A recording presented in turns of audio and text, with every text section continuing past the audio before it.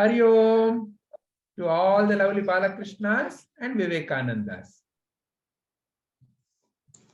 Let's continue our prayer of the frog stories. Today's story is about an emperor. So, once upon a time, there was this emperor.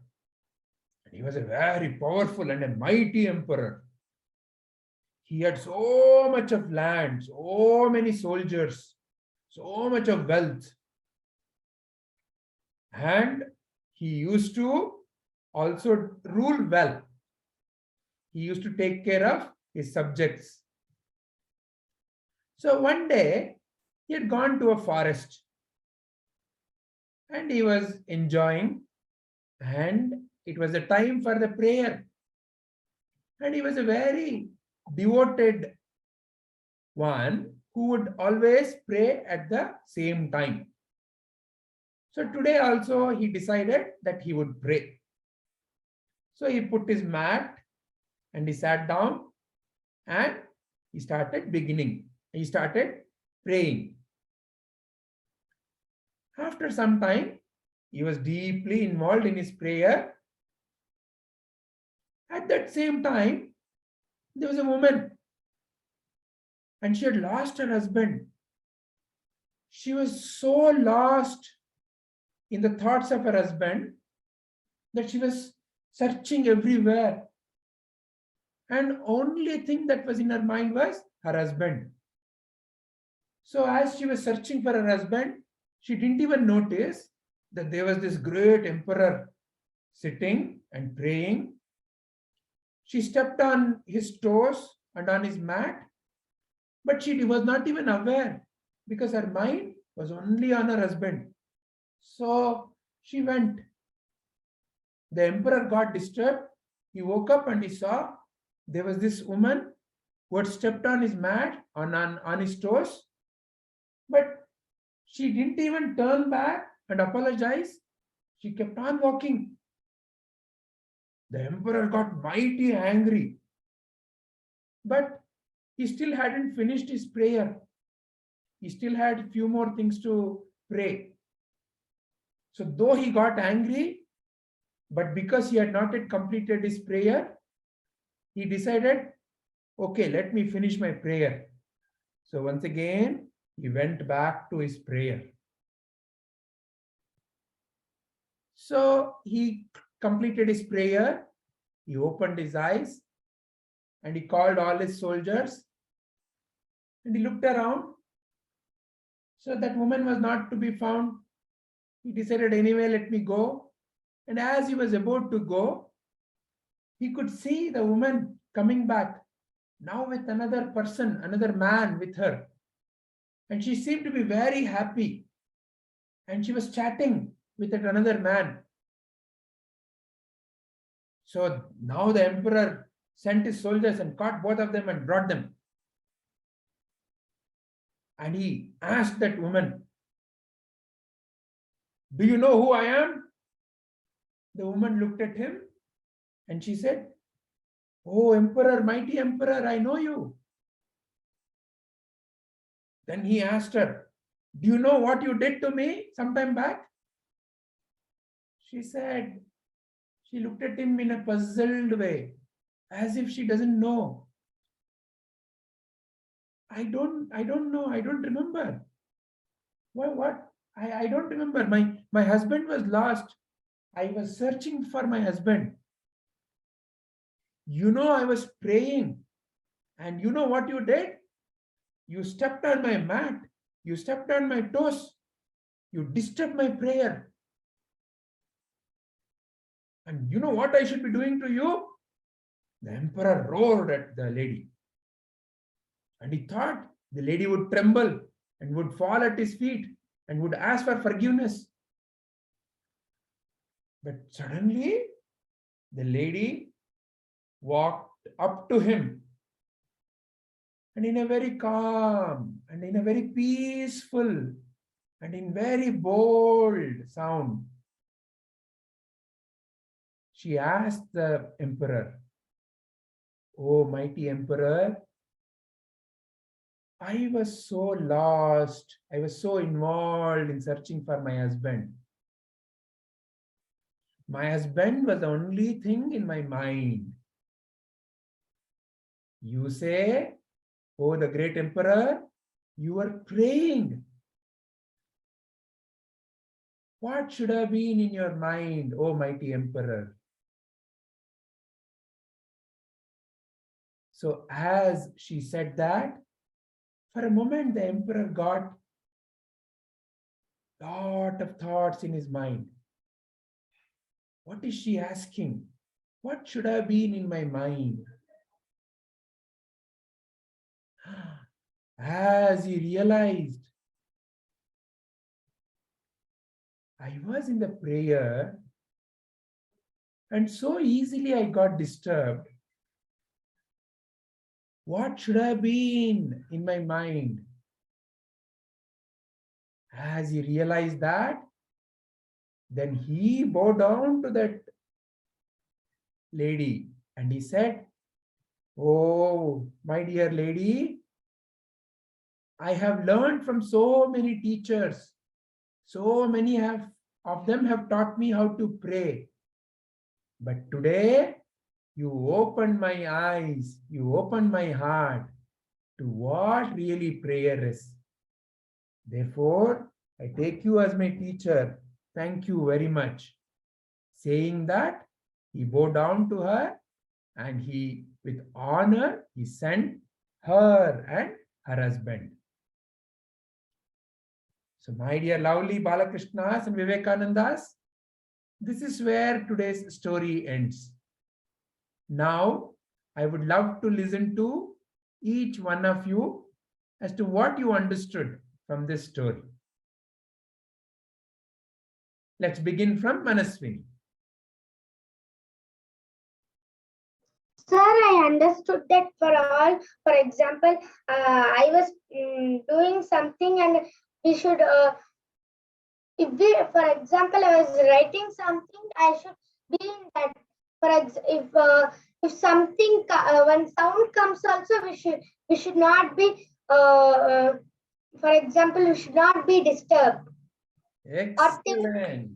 Very or nice. think it is bad, or we should not be greedy that he may be, I am the great emperor king and I should not be, I should give him a punishment.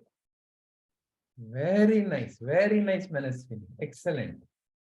Thank you, sir. What about Darshak? What did Darshak understand? We should never be distracted.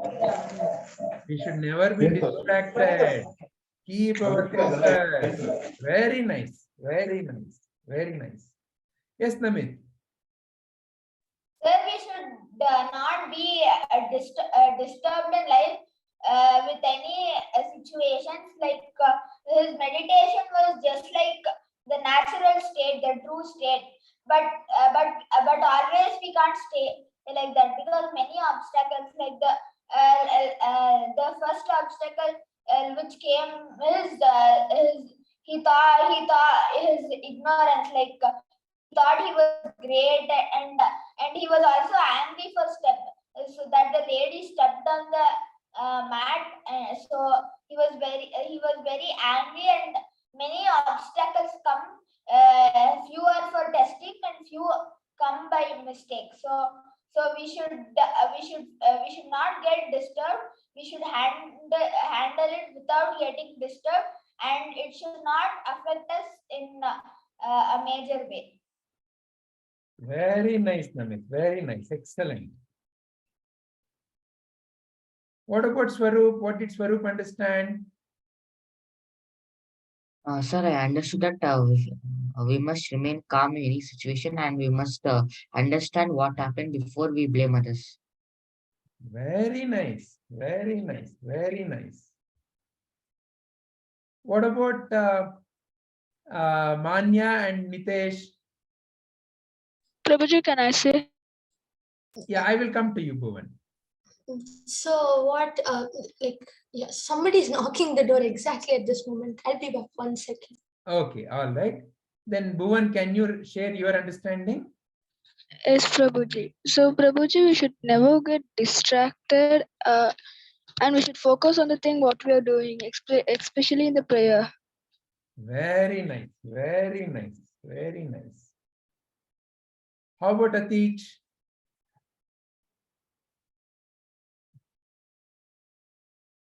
Are you there, Atish? Sir, I understood that we should not get distracted when. Sir, I understood that we should not get distracted when. Sir, we should not get distracted when anything happens in the nature. If you're doing something, you should have complete focus. Be aware of what you're doing. Very nice. Yes, sir. Very nice. Is Manya and Nitesh back? Yeah. Yes. So I remember, like, as you were narrating the story, I could recollect another story from Mahabharata, which kind of explains the main moral of the story, which you've written below the picture. Like, explain your disrespectful behavior or you will be punished. If you like, Please go ahead. I share the story. Yeah. So it's a story from Mahabharata. It's in the time when the Pandavas were exiled and Duryodhana was having control over both Indraprastha and Hastinapur due to his cruel ways and how he had cheated in the game of dice. So here, a sage who's named Sage Maitreya comes to Duryodhana and tries to reason with him and explains to him that how powerful Krishna is and what is the dharma and what is adharma and how he is doing the wrong thing by snatching Indraprastha from the righteous Pandavas, and how it's the right thing to give back the kingdom, at least Indraprastha, to the Pandavas, who are the rightful heirs or rightful owner of this land. And they are also righteous rulers, so it will always be better. Plus, you have cheated and you won this kingdom. And a kingdom can only be won by a war, and it is not right to win it by a game of dice because you cannot play with the people's lives. So he tries to explain everything to him and tries to make him understand that by fighting the war, it is bad for him, and by giving them Indraprastha, it will do him better. But then Duryodhana is very disrespectful to the sage, and he feels like the sage is wasting his precious time, Duryodhana's precious time, and he has many other better things to do. And when the sage is looking at him and speaking, he looks elsewhere and he's just trying to be disrespectful, so that the sage just stops there and he goes away insulted. But then the sage, of course, he feels very insulted, so he curses Duryodhana that when Bhima hits your thigh with the mace, your thigh bone shall break, and then that will lead to your death.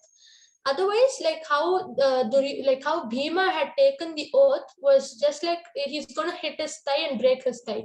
That's it. But then why did he die with the wound, or like why did he exactly die because of the hurt in his thigh? Is because of the curse of Maitreya.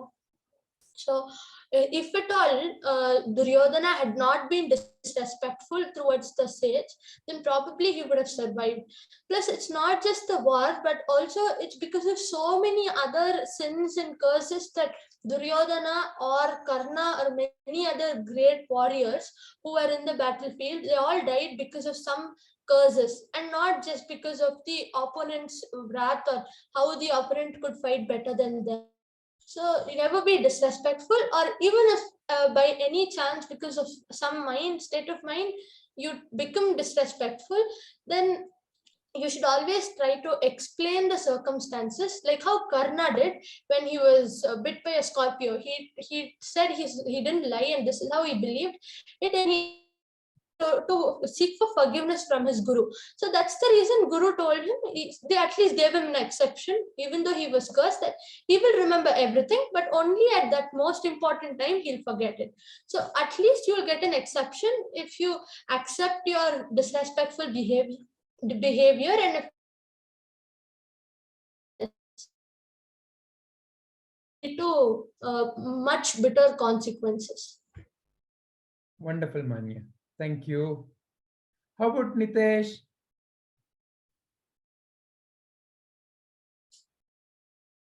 What is Nitesh's understanding? Does Nitesh want to share anything?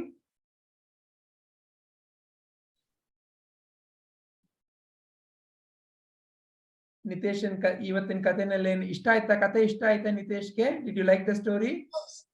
Yes. Wonderful. All right. You can share with me later also. Okay. All right. Let me stop the recording of the story.